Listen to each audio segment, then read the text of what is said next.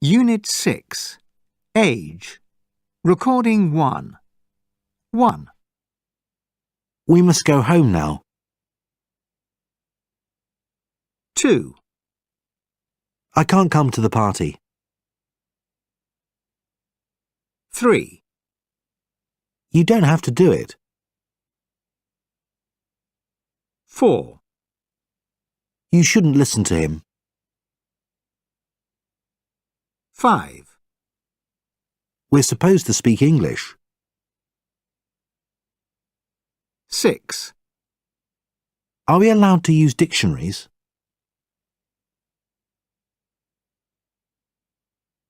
Unit 6. Recording 2. Unrealistic.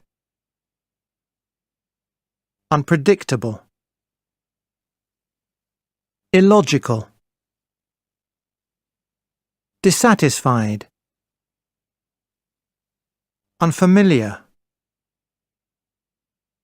Impatient. Immortal. Unwilling. Misbehave. Insecure. Misinterpret. Irrelevant. Unhealthy. Unit 6. Recording 3.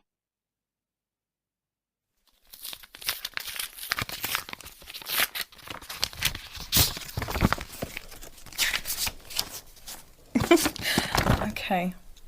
So, dear the future me, I hope this letter has found its way to you/me. As I write this, I am 16, in year 11, and as I read it, I am 20. Wow, I will have changed so much, I can only guess what I'll be like at 20. I envisaged myself at Oxford Uni, sitting... Oh, this is embarrassing. Sitting under a tree by the river in the college grounds. I think I'll be wearing something floaty and a bit indie, but I bet when I get this, it'll be raining.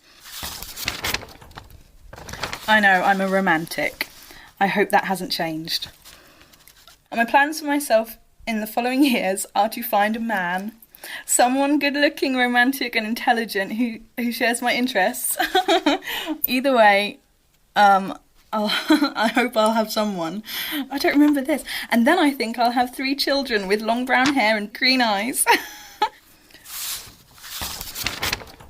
Well, I'll stop now, even though I want to write everything I can down, but I'm running out of time. I hope I'm happy, and hope this letter makes me feel good about who I was, or am, as I write this. Keep smiling, and well, I can't really say bye, but good luck for the future, and keep dreaming. Don't change too much, and be happy with who you are. I like who I am now, more than any other time. Love, Laura.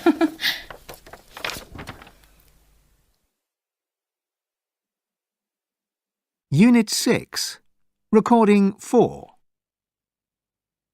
It all seems really shallow, looking back at and reading what I thought I'd be doing, or hoped I'd be doing. I think my 16-year-old self might have been disappointed with where I am, but because I, as my 20-year-old self, have sort of grown up and matured, I'm absolutely ecstatic with where I am, and it doesn't have to be this perfect sitting by a lake kind of image.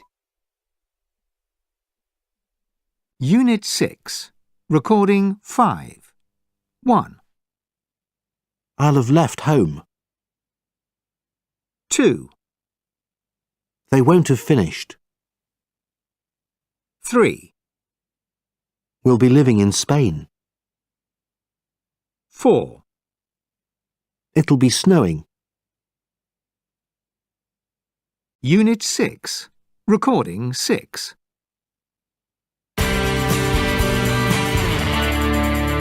And up next, it's time for Just Tell Me I'm Wrong. Today's topic, how young is too young? Or perhaps more accurately, how old is old enough? We've received hundreds of calls, emails and text messages about the right age for a child to do all sorts of things, like have a smartphone. In fact, our first caller asks about just that. His name is Ed. Go ahead. Ed, you're on. Hi, my situation is that my 8-year-old kept asking for a smartphone, and eventually we bought her one a few months ago. Then last week I got a bill for over £200. I knew something like this would happen. So basically you think she's too young for a phone? Yeah, that's right. Surely it's up to the parents to set guidelines. So what you're saying is I should give her some rules? Exactly. Right from the beginning. OK, thanks, Ed. Next caller is Julia. What's your question, Julia? My question is about social networking sites. I don't let my daughter use them. She's only 10 and I'm worried about online bullying. So, in other words, you're worried about kids being horrible to other kids. Yeah, you hear so much about it nowadays. That's a very good point. Online bullying is a serious problem, but isn't it better to talk it over with her? I'm sure they have lessons at school about how to stay safe online. She has to learn sometime. So what you mean is I'm being overprotective? To be honest, yes. And if you try and stop her, she'll only find a way to go onto a social networking site in secret. And if she ends up in a bullying situation and you haven't prepared her, that could be much worse. Oh dear. Oh, I'm sure you're right, but it's not easy being a parent nowadays. I agree. Thanks for your question, Julia. Let's go to our next caller. Dan, you're on. Hi. My question's also about technology. It seems like that's everyone's main worry. Anyway, go ahead, Dan. Well, my son, Seth, he's 12, and up till recently he was a normal 12-year-old. You know, he used to go out with his friends, play football with me. You know, we had a great relationship. So, Dan, basically I'm guessing he doesn't want to spend so much time with you now, and you feel a little bit... Oh, no, it's not that. It's just that he spends all his time on the computer now. Surely that's just normal nowadays. It's hard to say. Sometimes, at the weekend, he spends all day in his bedroom on social networking sites or playing video games. I don't think it's right. I mean, for one thing, he never gets any exercise. Don't you think it's just a stage he's going through? I used to spend hours in my bedroom listening to music when I was that age. So, what you mean is I should just relax and let him get on with it? Yeah, he'll grow out of it. And you can't force him to go and play football if he doesn't want to. I guess not. Thanks.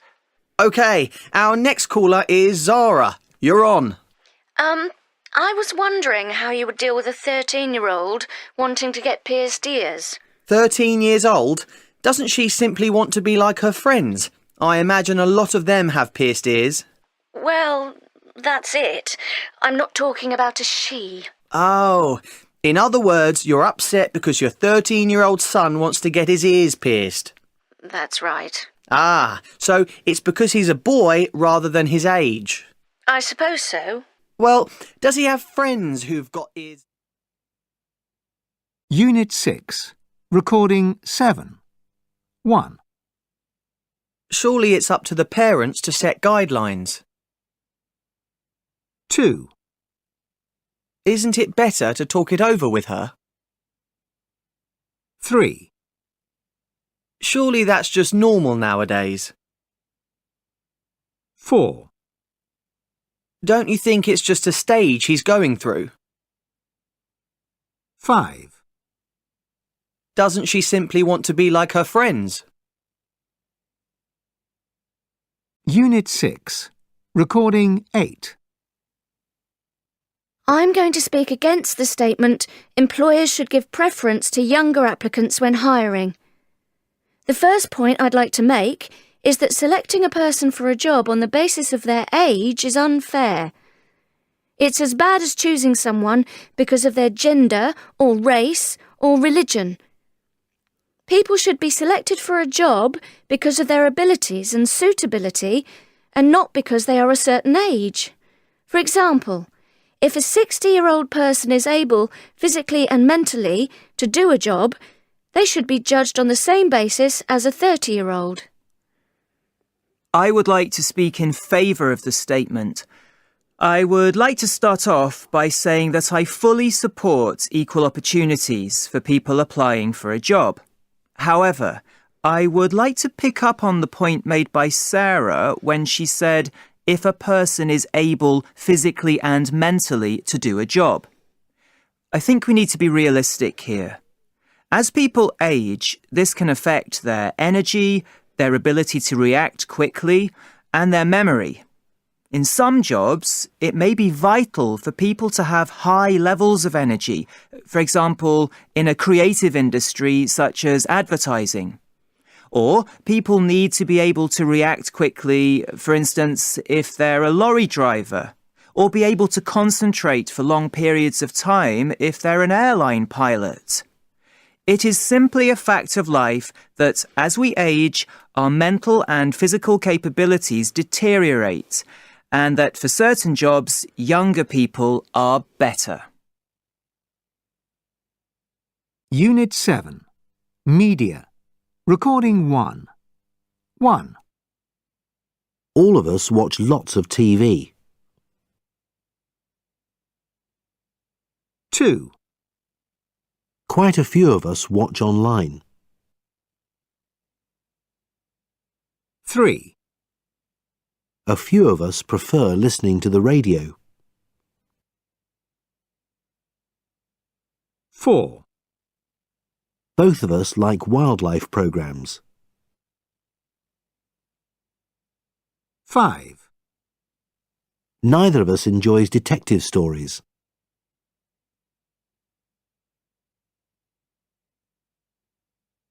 Unit 7. Recording 2.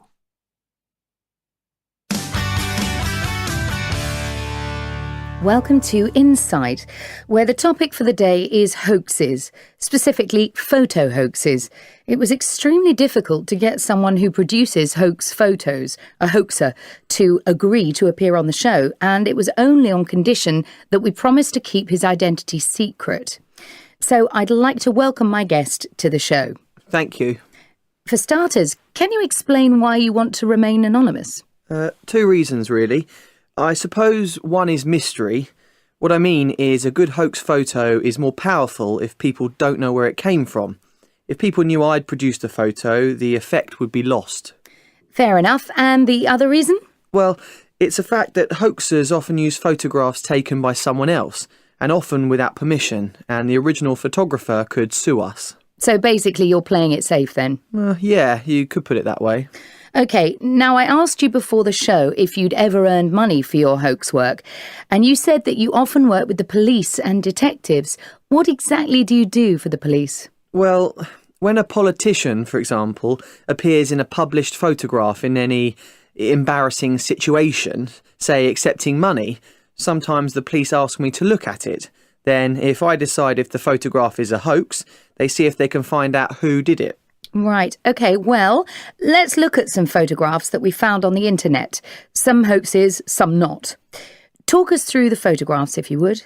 So, this photo of a bike in a tree looks like a hoax simply because it's such an unusual image.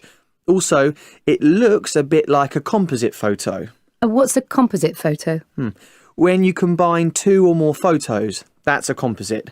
In this case, it would be very easy to put a picture of the 2 halves of the bike over a photo of a tree. In fact, this would be a very easy hoax photo to put together. So what you're saying is it isn't real? No, it actually is real. I wasn't sure myself, but I found out it was near Seattle, Washington. So I asked a friend who lives there, and he told me he'd seen it with his own eyes a number of years before. Apparently, there are many different legends about how it got there. Well, I thought that one was definitely a hoax. Let's look at the next one. This one could be real. A man hanging on the landing gear of a jet plane is such an extraordinary sight. Maybe that's why it looks a bit fake. Well, even if you'd never seen such a thing, common sense would tell you that a man couldn't survive even the landing. The wind would pull him off. Then it is a hoax photo. Yes, a classic composite photo. Not badly put together, though. Remarkable. Now, this next one could be real. Sharks swimming through a flooded suburb. I remember seeing this on the internet after one of those big hurricanes. You've probably seen lots of photos like this, and maybe this exact one. Why? Why is it funny? I'm 99% sure this is a hoax, simply because it's a cliché. Yet another photo of sharks swimming where they shouldn't be. Look on the internet and you'll find plenty of hoax photos of sharks. And that's it? Is there a technical reason why you know it's a hoax? Well, yes. The water next to the fins isn't right. The surface of the water would break differently if there really were sharks there. Look closely. I see. You know, it seems like a lot of work. Why do people do it? It can't be for the money. I don't know. I can only speak for myself, and to be honest, I'm thrilled when people believe one of my photos. Because they want to believe it? Well, yes. Maybe we all like to believe something really unusual could be true. Unit 7. Recording 3. Stress on the first syllable. Promise. Threaten. Offer. Warn. Tell. Stress on the second syllable. Deny. Admit. Suggest. Apologize. Accuse. Refuse. Agree. Persuade. Invite. Advise. Remind. Unit 7. Recording 4. Conversation 1. Wow.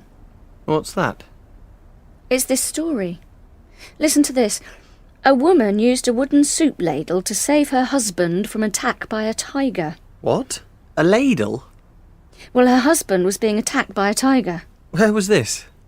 In Malaysia. Apparently, her husband had just gone into the forest. She saw the tiger attack him and grabbed the first thing she could find, which was a wooden soup ladle. And she just charged at the animal, yelling at the top of her voice and bashing its head. And it didn't attack her? No. The amazing thing is that the tiger ran off. Wow. There's no way I'd do that. Not even for me. Not even for you. You're the one who's always telling me to stop. Stop what? Stop helping people so much. I didn't mean to stop helping me. Conversation 2. Hey, Mike, did you buy a lottery ticket? No, why? Well, you want to be careful. It says here that some store clerks are taking the winnings. You know, when customers take in a winning ticket and they have to check it in the store. Yeah? Well, these guys have been telling customers that they didn't win, and then they take the winning tickets for themselves.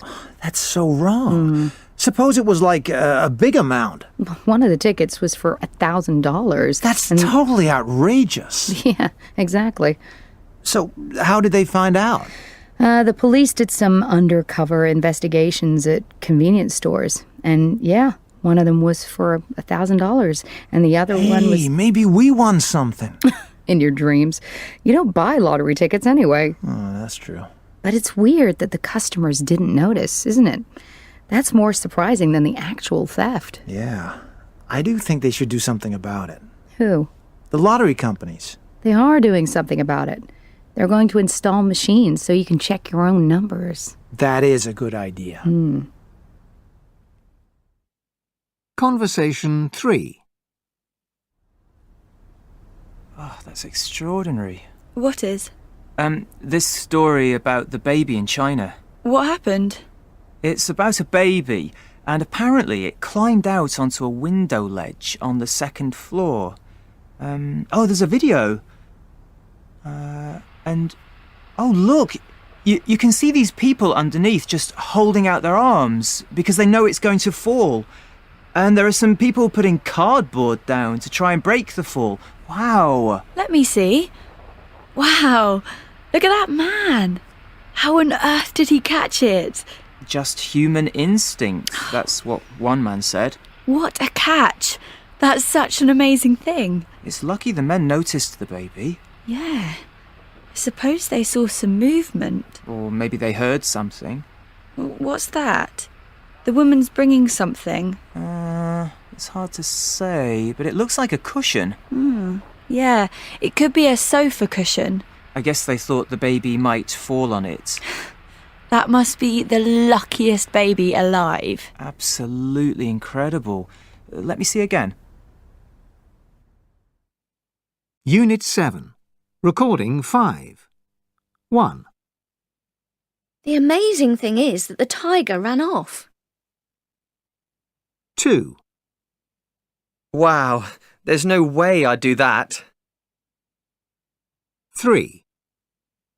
You're the one who's always telling me to stop. 4. That is so wrong. 5. That's totally outrageous. 6. I do think they should do something about it. 7. That is a good idea. 8.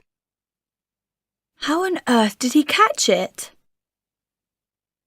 9. That's such an amazing thing.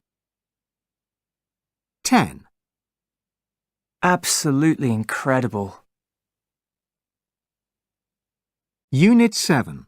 Recording 6.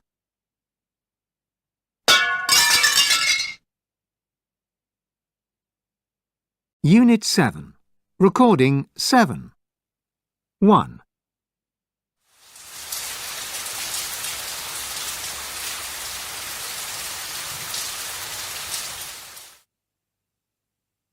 2.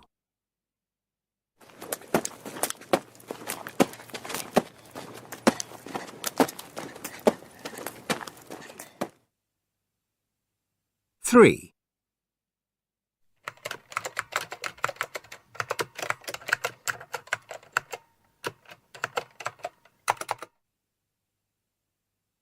4.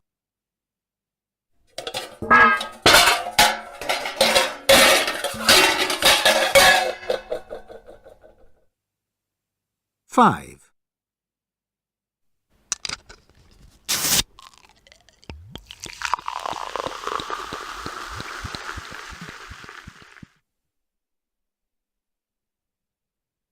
7.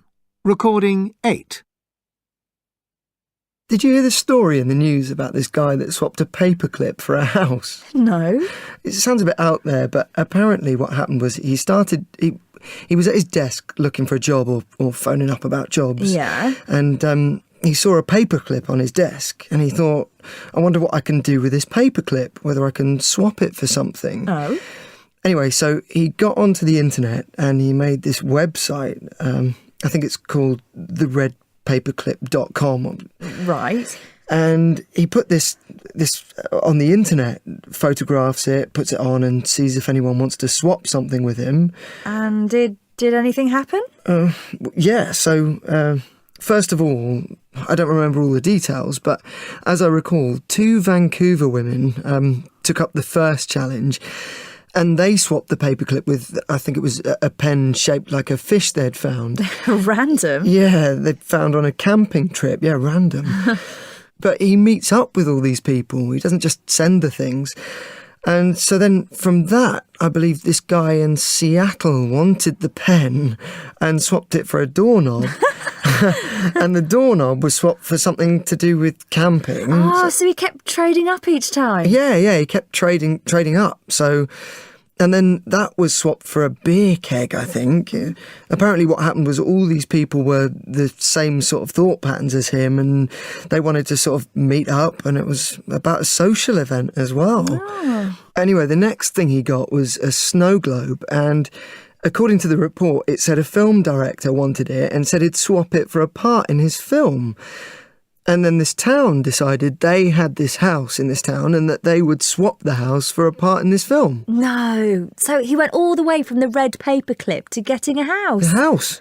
And my impression was that he was just crazy at the beginning, but he ended up having this, well, I'm not sure how good the house was, but, well, yeah. Well, better than a paperclip. Yeah, I know. Basically, that's what happened. Wow. Unit 8. Behaviour. Recording 1. 1, I would have done the same. 2, I might have behaved differently. 3, I wouldn't have been so brave. 4, I couldn't have done what he did. Unit 8. Recording 2. OK, Dominic and Heather, we're going to play a game. Oh. It's an experiment. What I'm going to do is, hang on, I'm just getting out of my pocket. I'm going to give you, Dominic, £10. Okay, can I keep it? Okay, for now. And you have to decide how much you're going to offer Heather. Okay. And if Heather accepts, then you divide the money as agreed. You get some and she gets some. Right. But if Heather rejects your offer and she doesn't like the way you've split the £10, then I get the £10 back and neither of you get anything. Ah, okay. Okay. Could you understand? Yeah, Yeah. I think so. You sure? Yeah. Yeah. So I basically have to choose how much money I'm going to offer Heather. Yeah. And if she's happy with I it. decide if I want it or not. That's right. Okay. Okay. So Right, there you go. thank you. That's for me. So that's a lot of money. I would quite like all of it. Do I just say now out loud? Yeah. Okay. I'm going to offer you £5. Go on then. I'll accept that. Yeah? Yeah, I will, yeah.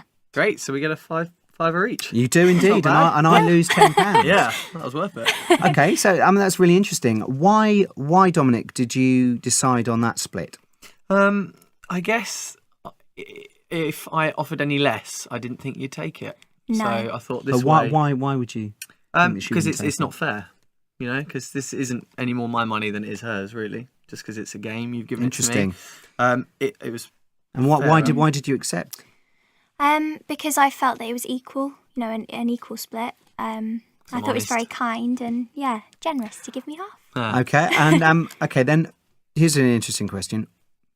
Heather, in your mind, what would have been the lowest amount that you would have accepted? It actually would have been £5 because I think any lower than that and I'd have felt sort of, you know, Really interesting. hard done by. Yeah, is the word. Yeah. Thanks, guys. Thanks. Unit 8. Recording 3. Okay, guys, we're going to play another game now. This is called the Okay. Dictator game. And I think I'm going to be very out of pocket by the end of the day because I money. have here another £10 note. Ooh, Okay. 10. And Dominic, I'm going to give it to you again. Thank you. But this time, instead of making an offer which you, Heather, can accept or reject, Okay. you have to accept it. Ah. So, Dominic, Okay. Okay. I have it's the your power. decision. If you have the power, it's your decision. Okay. So I'll just say it out loud. Yeah? The offer I'm going to give you this time is £1, and that means £9 will be for me. Okay. Well, then I accept, don't I? Because I have no choice. You have no choice. But the question here is, how do you feel? How do you feel about that? Yeah, I feel a bit hard done by, to be honest. I feel a bit cheated, really. His fairness from last time has all disappeared. Yeah. I guess I gave you £1 to still show that I'm, not heartless. So, I want to keep all of it, but I guess with the offer of being able to have more without the choice, it's sort of it was easier for me to say. I wouldn't feel so guilty. I don't feel Tempting, I feel a bit suppose. guilty now, but no, I just thought there's no option for her, so I might as well keep more of it. Unit 8. Recording 4. 1, I don't want to have to refuse. 2, I hate having to argue to get my way. 3, I don't seem to be able to stand up for myself. 4. I enjoy being able to offer people help.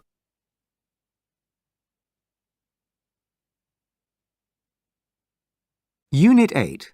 Recording 5. Here's your coffee. Oh, thanks, Jim. Oh, I needed that. No problem. Hey, Liz, there's something I've been meaning to talk to you about. Oh, yeah? It's just that, well, you know, you borrowed some money from me last week. Oh, right. It was €10, wasn't it? I don't actually have that on me at the moment. It's not that, it's... I hope you don't take this the wrong way, but... Right. It's just that this isn't the first time I've lent you money and, well, you haven't paid it back. I mean, I know it's not a lot, just small amounts each time, but it kind of adds up quite quickly. I don't know, do you know what I mean? Yeah, sorry, I didn't realise. I know I'm terrible with money. I just forget. Look, I promise I'll give it back. But could you wait a week until I get paid? Well, actually, you've said that once before. I don't want you to get the wrong idea, but it, you know, never happened. And it makes things slightly awkward. I mean, it makes me feel just a bit annoyed. You see where I'm coming from? Oh, yeah, I suppose so. Look, I've got a suggestion. I'd feel better if we could work out how much is owed, and then you could pay me back a little each week, you know, however much you can afford. How does that sound? Yeah, that sounds reasonable. Okay, great. So, well, why don't we start? Unit 8. Recording 6. 1. There's something I've been meaning to talk to you about. 2. I hope you don't take this the wrong way, but... 3.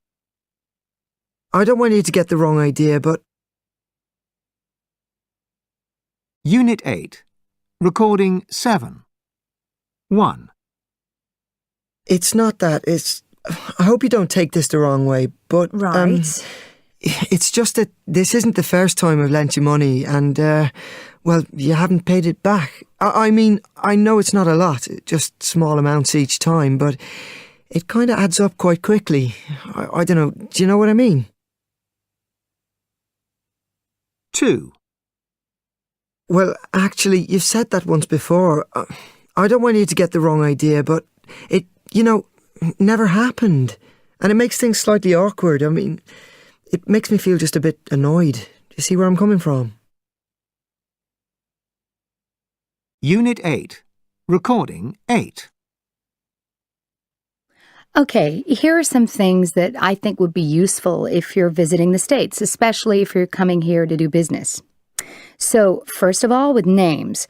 When you first meet someone, it's considered good manners to use a title along with their surname, you know, like Mr. Smith or Ms. Jones and so on. But the funny thing is that, in fact, people will, in most cases, want to use first names, you know, be on a first-name basis, like, hey, call me Bob, and all that. That might not be comfortable for you, but in fact, if you stick to a more formal Mr. Smith sort of thing, it's not going to be comfortable for them. I also think that once they know your name, you'll find people use it a lot, so they'll say it periodically in a conversation. If you're not used to it, it can seem strange at first. Now, with meeting people for the first time, it's pretty normal for people to shake hands, or at least guys do. Women usually do, certainly in business, but not always. On the whole, Americans tend to avoid greetings that involve hugging and other close physical contact, except with family members and friends. Having said that, don't be surprised if someone gives you a hug the first time you meet them, either as a hello or a goodbye. You sort of have to keep your eyes open and try to anticipate what they'll do. When people sit down, like in a meeting, people like to get comfortable, so people cross their legs with one ankle on the other knee. I know this is rude in some countries, but it's normal here. That reminds me, if you're chatting with someone in an office standing up, they might sit on a desk, which I know is a big no-no in places like Japan. Other gestures? Well, if an American wants to show agreement, they'll sometimes give the thumbs up sign, or they'll make a circle out of their thumb and index finger. Don't be offended if in your culture this isn't polite. It just means A-OK in the States. Last of all, timing. Punctuality is very important for business occasions, and it's unacceptable to be late. And if you are late, it will be appreciated if you let your contact know if you're going to be late. It's the same for social occasions. You need to arrive on time. Of course, having said all this, it's important to remember that the United States is huge, and there's a lot of variety in what's acceptable in different places. Anyway, I hope this advice helps. Unit 9. Trouble. Recording 1. 1, I remembered to lock up. 2, Sorry, I forgot to bring it. 3, We stopped to have something to eat. 4, I tried to phone you, but you weren't answering. 5, We regret to inform you that the train is delayed by approximately half an hour. Unit 9. Recording 2. Conversation 1. So what happened was, I was sitting in a cafe and this young couple, they looked like tourists, asked me to take a photo of them. And I took their photo and they thanked me and left. And then I looked at my seat and realised my handbag had gone, with my mobile, wallet, credit card, keys, everything. No, what did you do? Well, there was a guy on the next table and he saw I was really upset, and I explained about the bag and he asked me which bank I was with. And he said he worked for that bank and gave me a phone number and let me use his mobile to phone them and stop my credit card. And you believed him? Yeah, I mean, I was in a real panic. I was really grateful for his help. Anyway, I phoned the number and talked to a woman from the bank and gave her my name and address and my account number. She sounded genuine? Yeah, completely. I could hear the sounds of the call centre behind her, and she asked me to key in my PIN on the phone, and she said they'd stop my card. Wow, and you did? You punched in your PIN? Yeah, unfortunately. So it was a double scam. They got your bag and your bank account details. I felt so stupid. So who actually took your bag? Well, it can't have been the young couple because I was looking at them all the time I was taking the photo.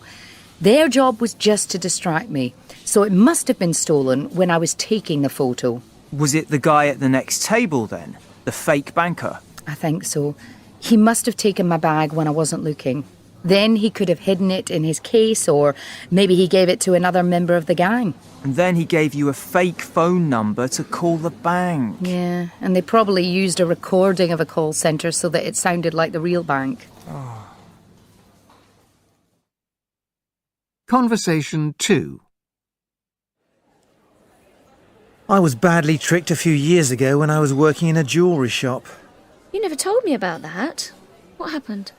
Well, this woman came in and was looking at necklaces.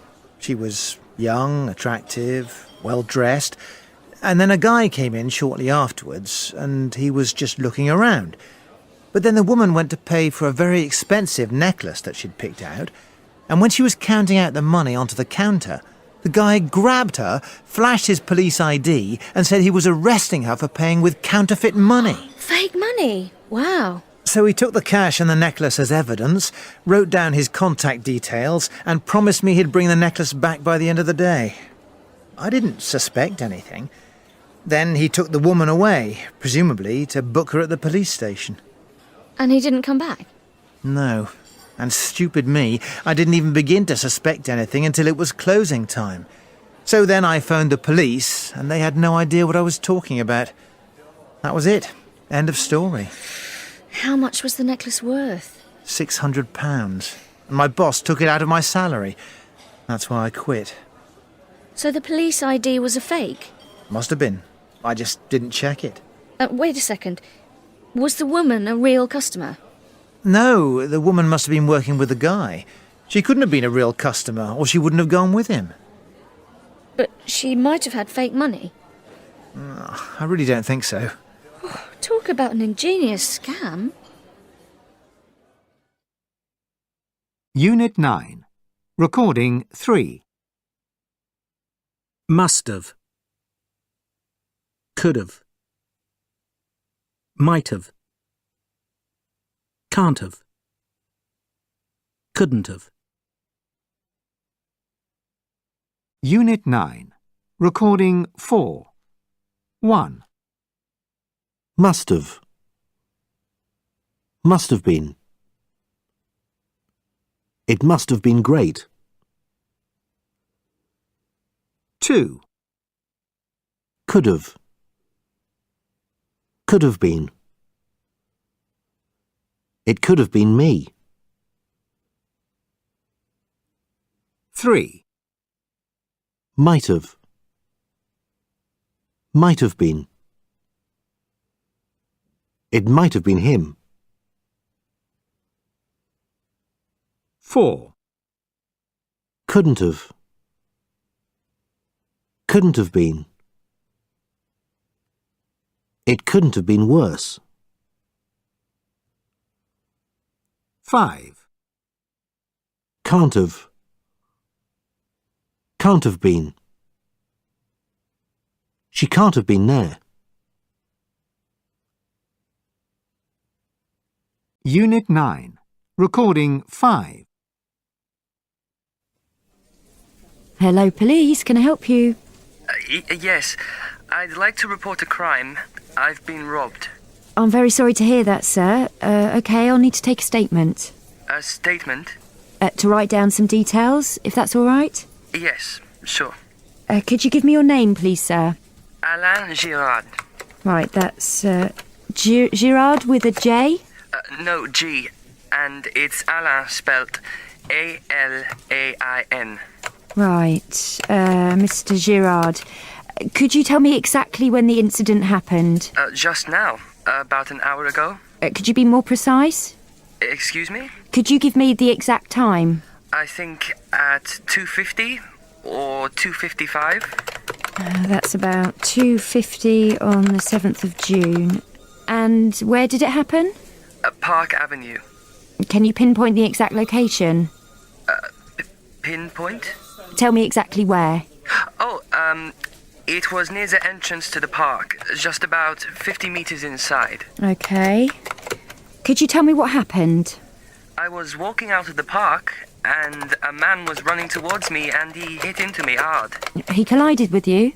Yes, and he said sorry and something else. Then, before I realized what had happened, he had run on. It was only about 30 seconds later that I realized my wallet had gone and that he must have taken it when he hit me, collided with me. But did it cross your mind that it wasn't just an accident? No, it never occurred to me that he'd done it on purpose. Did you run after him? No, my mind just went blank and I stood there not knowing what to do. But you were okay, not hurt? No, just very shocked. Okay. Could you tell me exactly what your wallet looked like and what was in it? It's brown, leather, and it has my credit card and about 250 euros and... Hold on a minute. Credit card, about 250 euros, yes? And a photo of my girlfriend. OK. So you saw the man. Can you give me a description?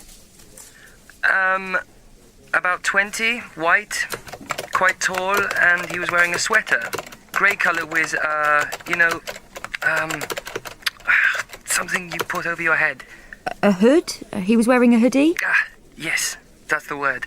So I didn't see his face, not clearly. But he looked as if he was just out jogging, you know?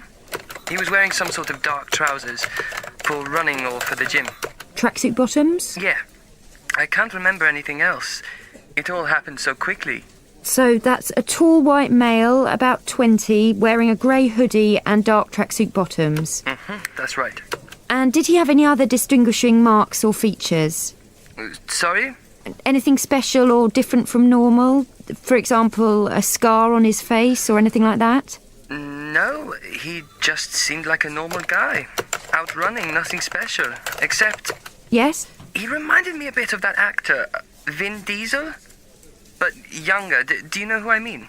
Vin Diesel, yeah, I'll put it down. And you said he said something to you? Yeah, but I didn't catch what he said. It was too quick. Right, one last question and then I'll take your contact details. Were there any other people in the vicinity? Vicinity? In the surrounding area, nearby? Any witnesses who saw what had happened? No, there was no one nearby. In the vicinity. Right. Now I just need to take your contact details, Mr. Girard. And I can also give you a phone number to ring if you need to get in touch. Unit 9. Recording 6. 1. Before I realised what had happened, he had run on. 2. It was only about 30 seconds later that I realised my wallet had gone. 3. But did it cross your mind that it wasn't just an accident? 4. It never occurred to me that he'd done it on purpose. 5. My mind just went blank. 6. He looked as if he was just out jogging. 7. It all happened so quickly. 8. He just seemed like a normal guy. 9. He reminded me a bit of that actor. 10. I didn't catch what he said. It was too quick. Unit 9. Recording 7. 1. I'll need to take a statement. A statement? To write down some details, if that's all right. 2. And he hit into me hard. He collided with you? 3. And he was wearing a sweater. Grey colour with, something you put over your head. A hood? He was wearing a hoodie? 4. And he was wearing some sort of dark trousers for running or for the gym. Tracksuit bottoms?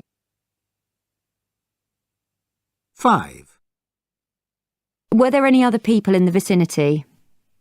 Vicinity? In the surrounding area, nearby?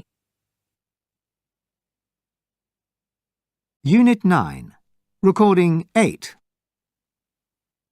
So we really need to decide then what it is we get rid of and what is absolutely essential to keep on the life raft. I think that's probably the most important thing, isn't it? Well, I'm sure it's easy to get rid of a few things, isn't it? Like what? Well, I'm not sure about the lighter.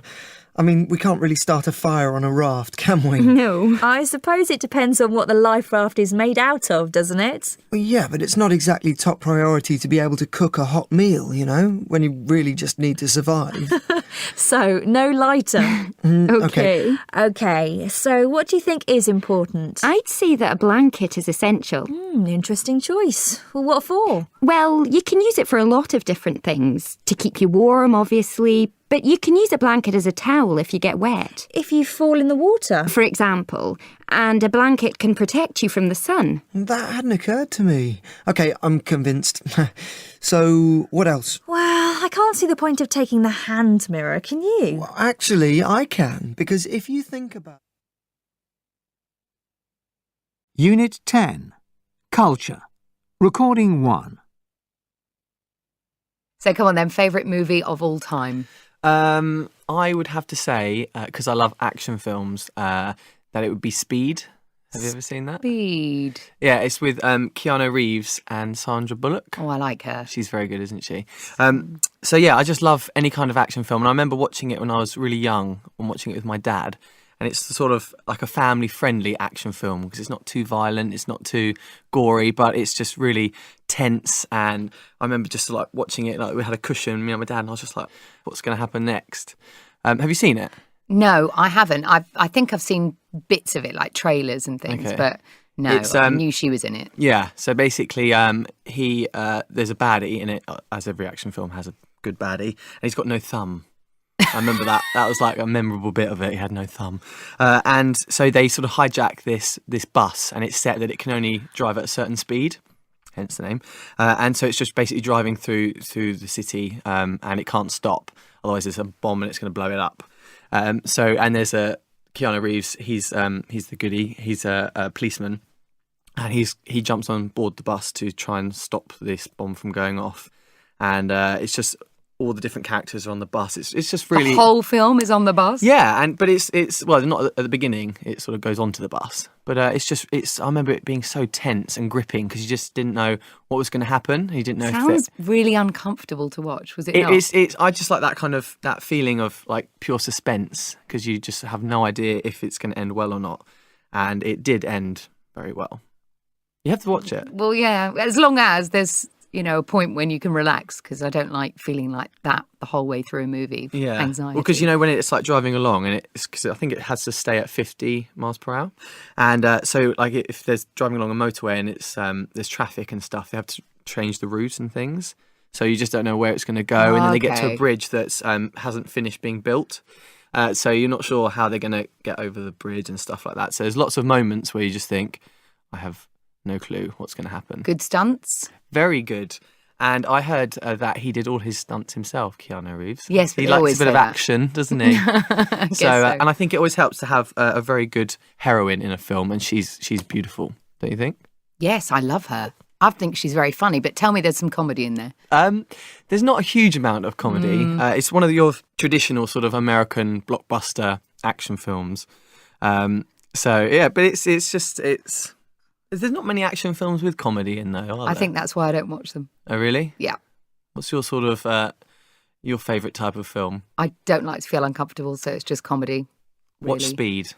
Okay. Unit 10. Recording 2. It's a film which appeals to the teenage market and centres on the relationship between Bella, who has just arrived in town, and her mysterious classmate Edward, whose family seems to have a strange secret. When Bella discovers Edward's true identity, which happens about a third of the way through the film, she has a big decision to make, a decision which will change her entire life. Unit 10. Recording 3. 1. She's certainly creating a stir. 2. Her groundbreaking mix of rap and folk. 3.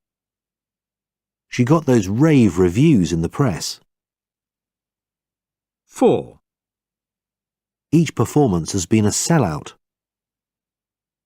5. It's the must-see performance of the year. 6. After all the hype surrounding her concerts. 7. The concert was a real letdown. 8. It was a complete flop. 9. I just hope she doesn't go mainstream. 10. All the other alternative artists. Unit 10. Recording 4. Ups and downs. Sick and tired of. On and on. Peace and quiet. Leaps and bounds. Pros and cons. Rough and ready. Through and through. Now and then. Give and take. Unit 10. Recording 5. Conversation 1. So, here we are in Greenwich Village. It looks very different from the rest of New York. Yeah, the streets are quite narrow and the buildings aren't as high. It does look quite village-like. Yeah, but it's quite big. It extends out west that way to the Hudson River, north above Washington Square. We'll go up there in a bit. And you lived here? When I first came to New York, yeah. In an apartment just around the corner on West 3rd Street. Actually, you can see the building over there. Near the Blue Note Jazz Club. Yeah. I've heard of the Blue Note. It's pretty famous. There are some great jazz clubs around the neighborhood, and that's one of the best. We can see a show there one night if you want. That would be great. Now, up here on the left is the Cafe Reggio. It's where I used to hang out and read when I wasn't working. Looks good. Their cappuccino is great. The story goes that the original owner brought cappuccino to America. You can see the original cappuccino machine inside. Cool. We could stop and have a coffee. Maybe a bit later. Let's head over to Washington Square Park and then circle back. Okay, lead the way. A lot of these clubs we're walking by have a real history.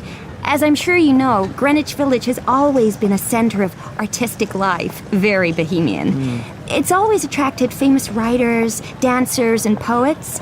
And in the 60s, it was a big part of the folk music scene. Simon and Garfunkel, Joni Mitchell, Bob Dylan, you know.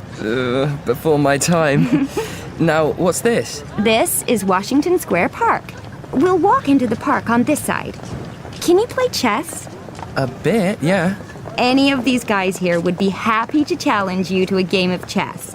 They're here all day, every day. Maybe next time. I'm not that good. What's the arch over there? It looks like the Arc de Triomphe in Paris. Well, it should. That's the Washington Square Arch. It was modelled on the Arc de Triomphe and built in 1889 to celebrate the 100th anniversary of the inauguration of George Washington as president. Oh, could we sit down a second? I need a break. Why don't we retrace our steps and go back to the Cafe Reggio? Sounds good. I could really do with a coffee. Oh, and I have to see that coffee machine. Conversation 2.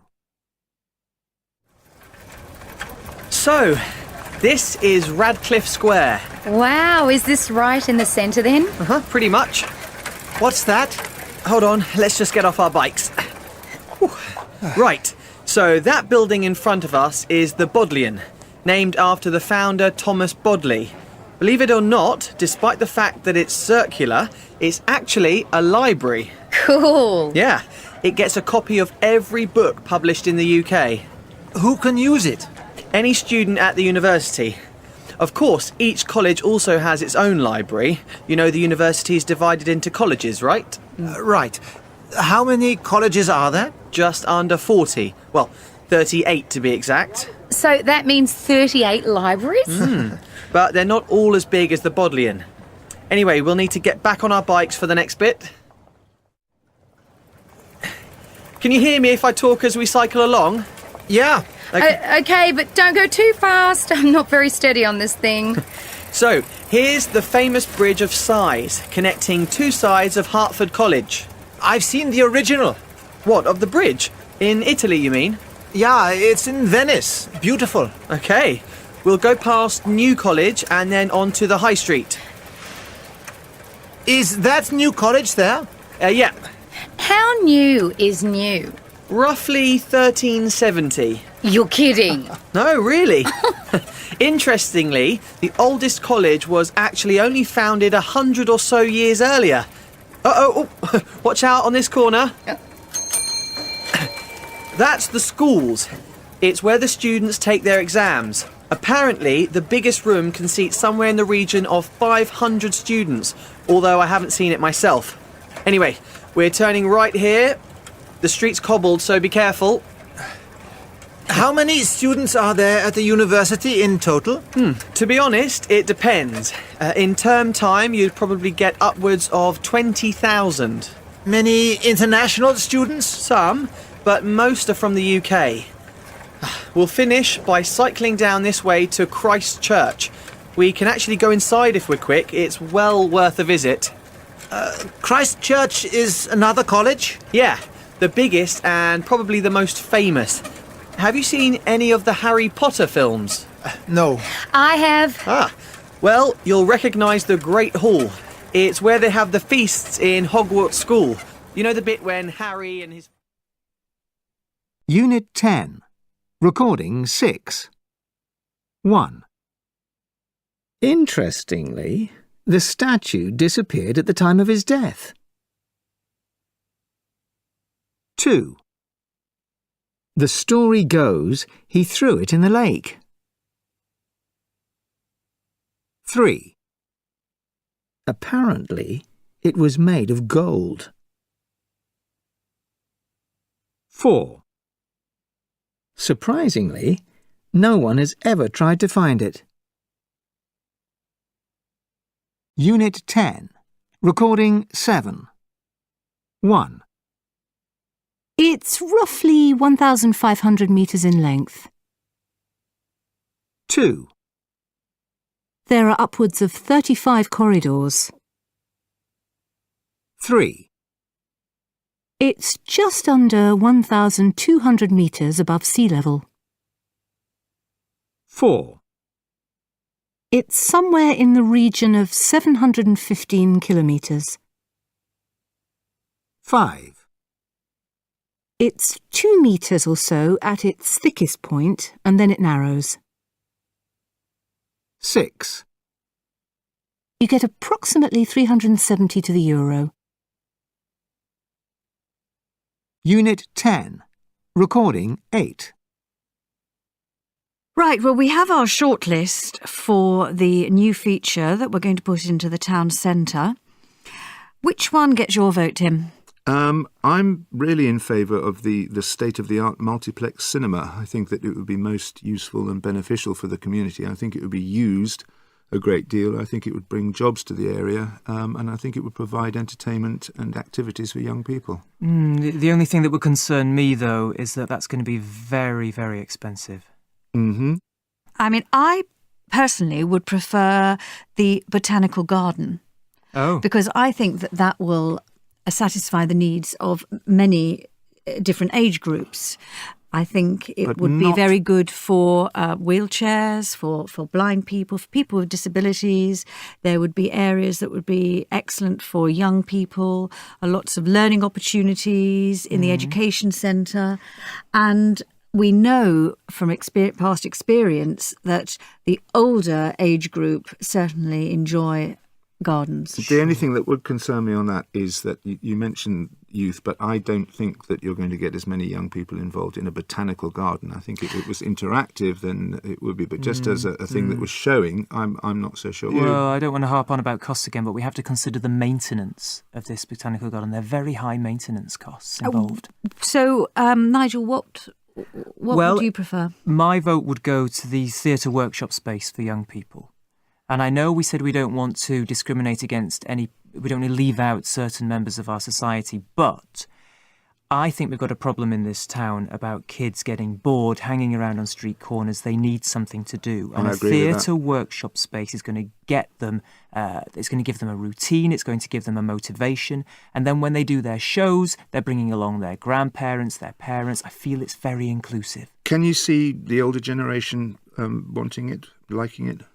I think the older generation want to be sure that kids aren't hanging about the streets with nothing to do. And could that theatre workshop space be used for other things as well? Absolutely. Could it be used for meetings, for other sections of aerobics? society? Because there's going to be a sprung wooden floor, so there'll be dance classes, yoga, Pilates, multi-purpose.